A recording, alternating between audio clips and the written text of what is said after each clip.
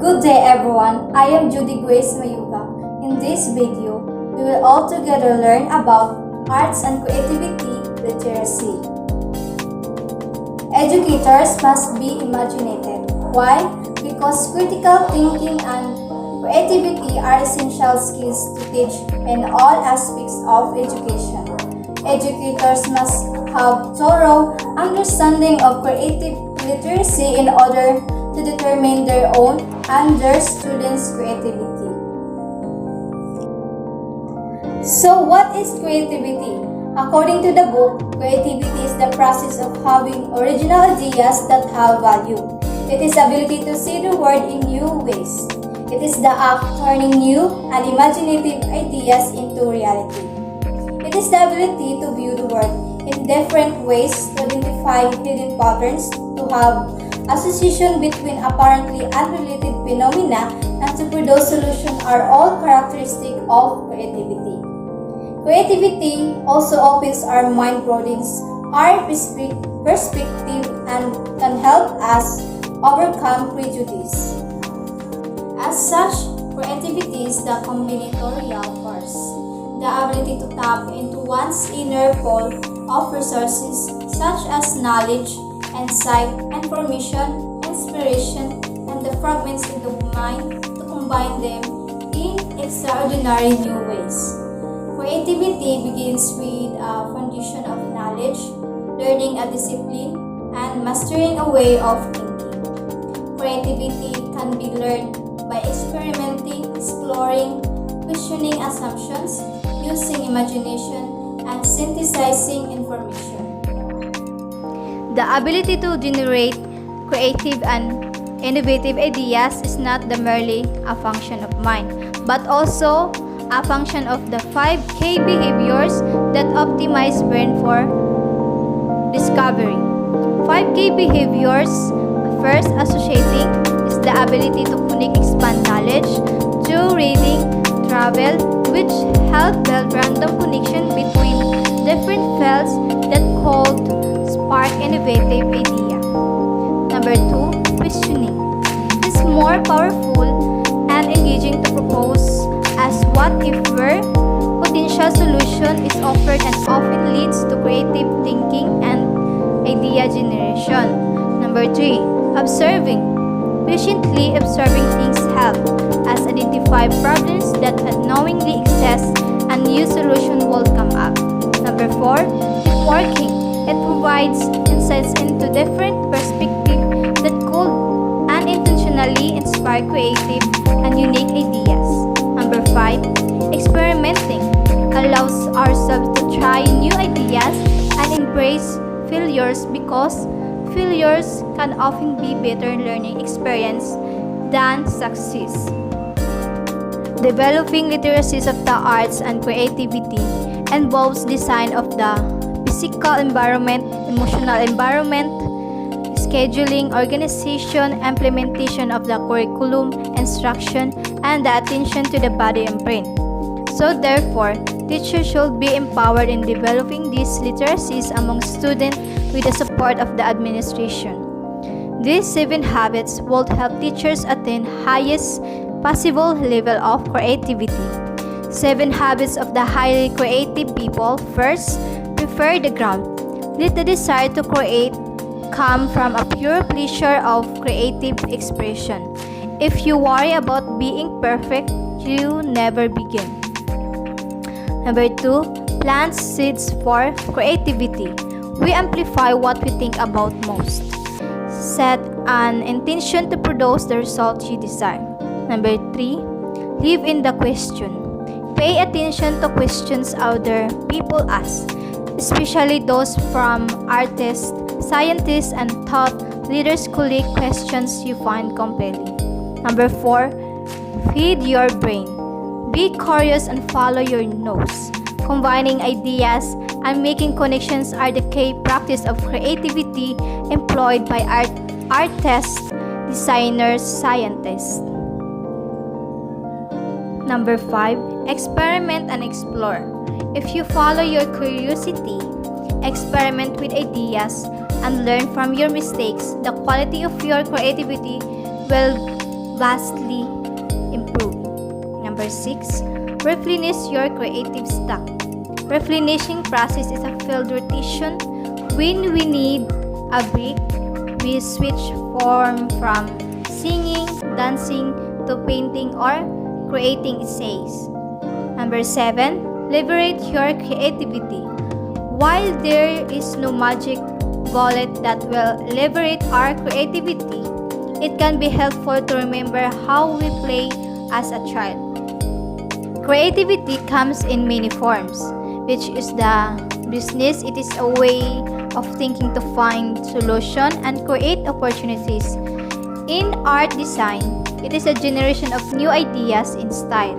In education, it is how teachers impact learners' academic performance through innovative teaching styles.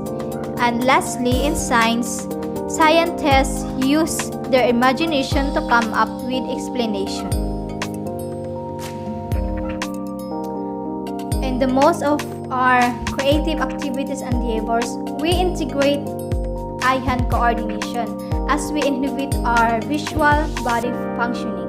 So what is eye-hand coordination?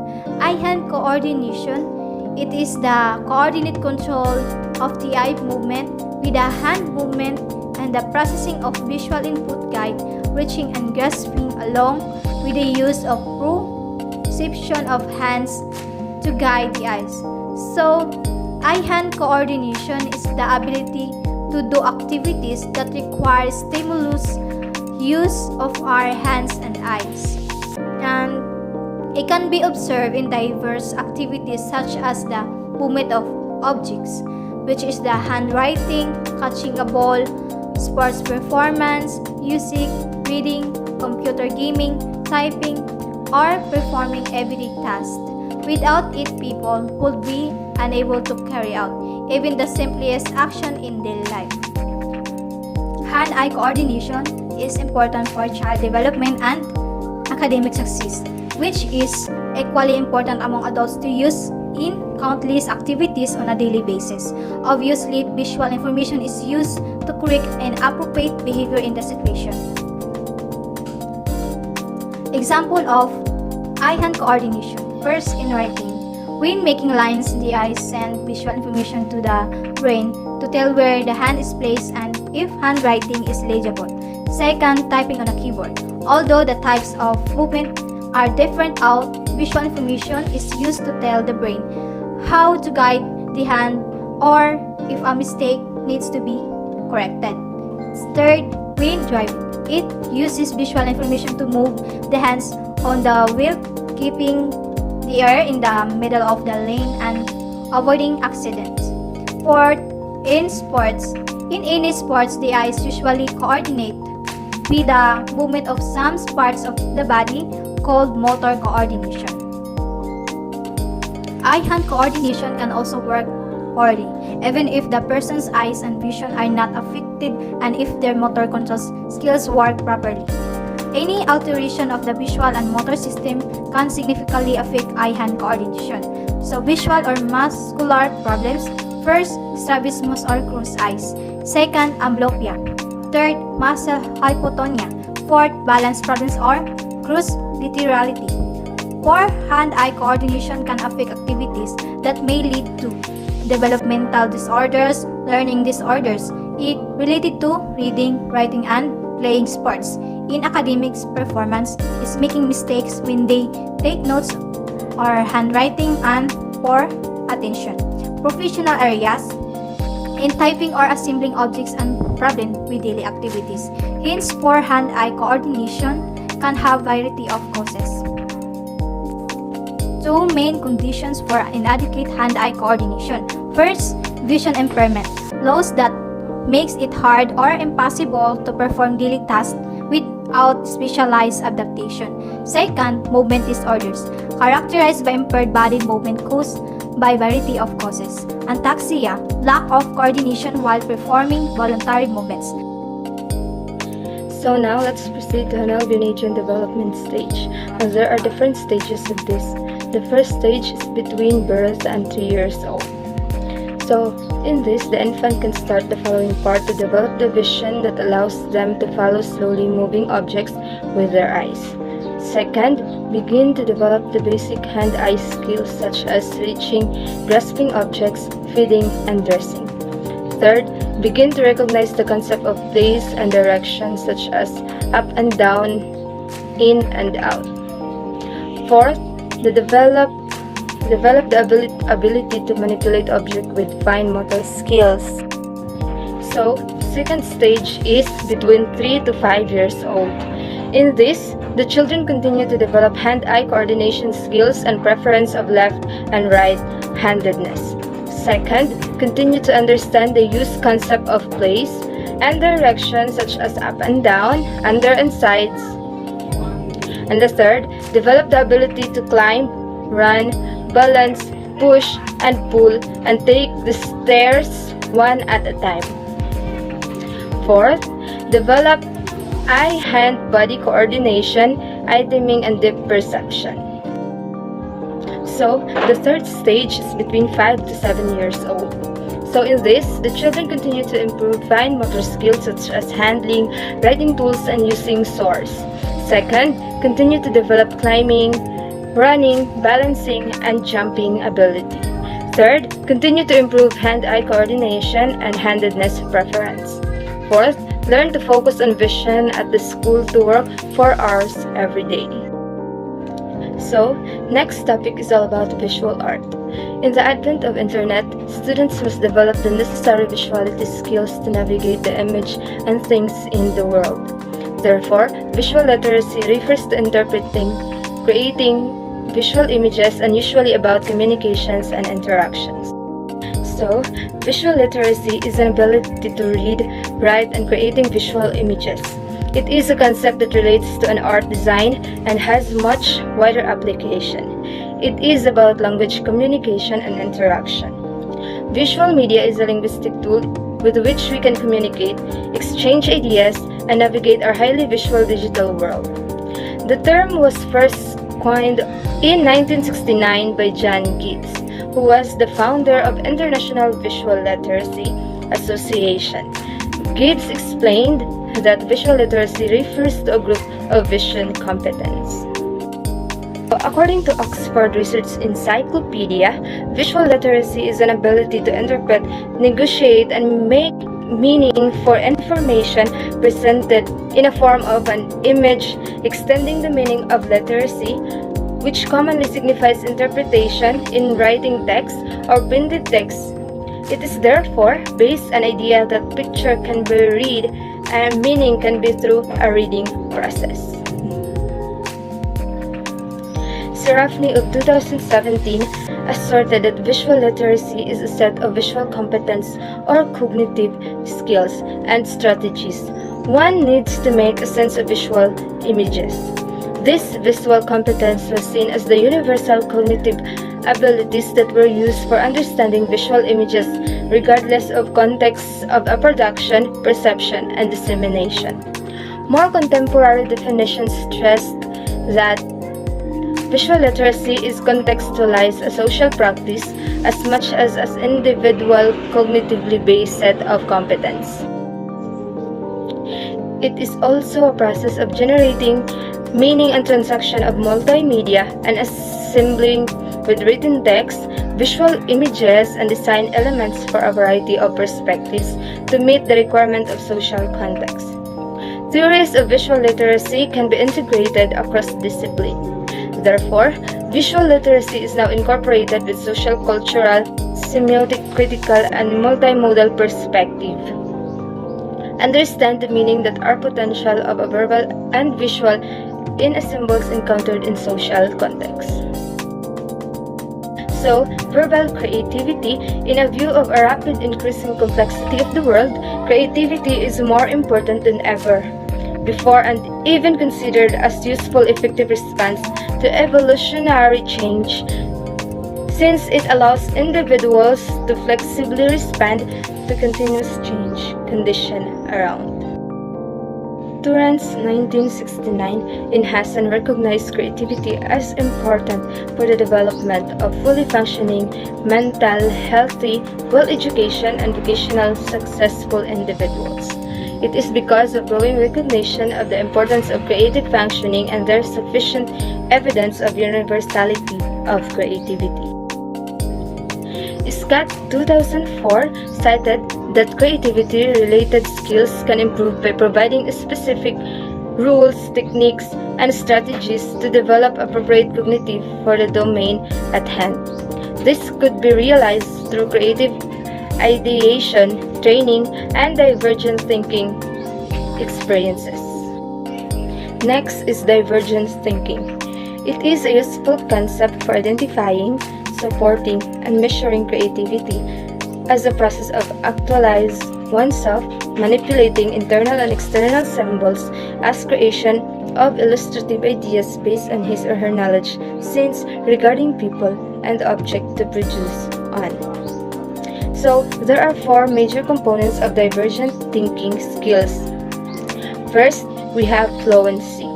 It refers to a total number of ideas, options, and solutions generated for an open-ended problem. Next is the flexibility. It is the number of conceptual categories. Third is the originality. It is the aspect of created or invented work and is about statistical and frequency of response related to a task compared to the original ideas. Fourth and the last one is the elaboration. It is the ability to expand the ideas and the details and the ability to create an encrypt plan. We are now moving on to statics. What is statics? It is a noun means relating to enjoyment of the study or the study of beauty. It is also concerned with the study of mind and the feelings in relation to the perception of beauty. As an adjective, it refers to an object or work of art that exhibits great beauty. While in millennial, the millennial words or words, it is all about making someone experience something with their work. On the other hand, in Britannica defines statics, which is also spelled as E-S-T-H-E-T-I-C-S, or statics, which as the philosophical study of beauty and taste. It is closely related to the philosophy concerned with the nature of art and the concepts of which individual works of art are interpreted and evaluated. In perspective, it is an interesting and puzzling realm of experience. It could be a realm of beautiful, the ugly, sublime, and the elegant. Of taste, we have criticism and fine art, and the contemplation, sensuous enjoyment, and charm. All these phenomena, similar principles generate and similar interests are engaged. You see the different perception of anything and almost everything. So anyone can form a part and consider it as static. So the nature of statics is to preserve the beauty of art and natural individual expression and perspective regarding art, motion, and natural phenomena. On the other hand, static is not only concerned with the essence of meaning of art, but also the emotional reactions, the natural things that are expressed in the language of beauty and ugliness. The words be beautiful and ugliness are too ambiguous and subjective in their use. Although all on earth may be considered beautiful by anyone from his or her own perspective, though various people also may use the term differently and whether or not in common but would use based on judgment, which basically we are all having a nature as human to judge almost in everything. It is also possible that the word beautiful has little meaning other than as an expression of an attitude which people can associate with various behavior. So furthermore, despite philosophers' insistence on the words beautiful and disgusting, beauty becomes a minor point of debate when describing what appeals in nature. So when appreciating a poem is an example, it can be described as ironic, moving, expressive, balanced, harmonious, and even boring, right? Just as it can be described when appreciating a poem. So similarly, rather than being stunning, a favorite stretch of countryside can be considered as calm, gentle, atmospheric, harsh, or evocative, right? We can perceive everything as trash, or we can also perceive everything as beautiful. So aesthetics is mainly all about perception of human being on something or to someone or even to an emotion or a phenomenon. So we have the three approaches to aesthetics. It is a study of, number one, it is a study of aesthetics concepts or the analysis of language, criticism in which particular judgments are singled out and their logic and justification are presented. So this can also be considered as aesthetics, historical and philosophical aesthetics, since it is all mainly about the debate regarding with the criticism and aesthetics language. Number two, it is philosophical study of certain states of mind, responses, attitude, and emotions that are involved in aesthetic experience. So, or it can be stated also as the aesthetic perception and experience. So this kind of approach is what we are experiencing simply every day in our lives.